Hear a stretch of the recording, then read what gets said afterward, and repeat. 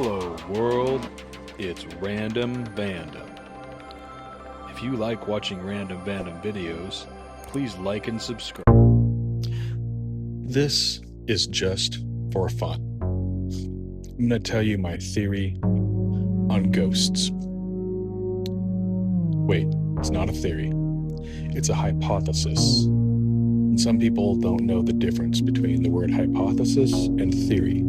If you follow me, I'll tell you that later. Well, let's just go back to having a little fun and talking about ghosts. If you've got some old place that has a lot of energy, I'm talking about, maybe an insane asylum, maybe a prison, maybe just some king's castle. But you take a building or a place, it could be forest,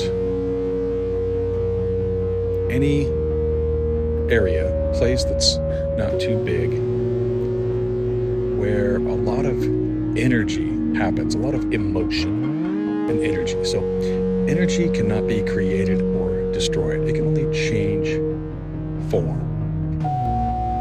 If you have a insane asylum where crazy people, that's a broad term, where people who are deemed abnormal by the society they live in, they're just a little bit different, are taken to this place, and they're people that might already be suffering a little bit, but they're definitely made to suffer more in this place.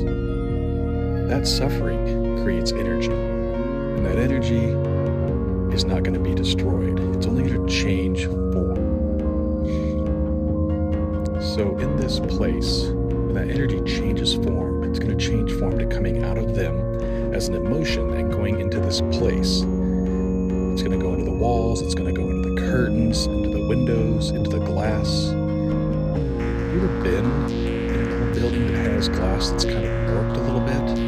Take a window pane that's like hundreds of years old, and the sun, the heat of the sun has shined through that window for hundreds of years, and on the inside of that window there's been a ton of emotion, a lot of suffering, and that energy has got to go somewhere. That heat from the sun baking on that glass and that emotion from the person who's suffering on the other side of it, where's that energy going to go?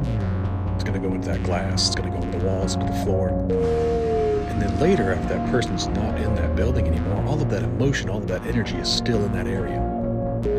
And if you go in there, somehow you're going to see that emotion played back to you. Kind of like if the walls were the surface of a vinyl record, and when that person is expressing the emotion, if that person's yelling and screaming next to the walls that are like a vinyl record, some of their yelling, some of their screaming is going to get scratched into the walls. It's going to get scratched into that glass. Next time a little breeze comes blowing by that wall, by that glass, it's going to play back the yelling and the screaming. Take a look at like a cemetery.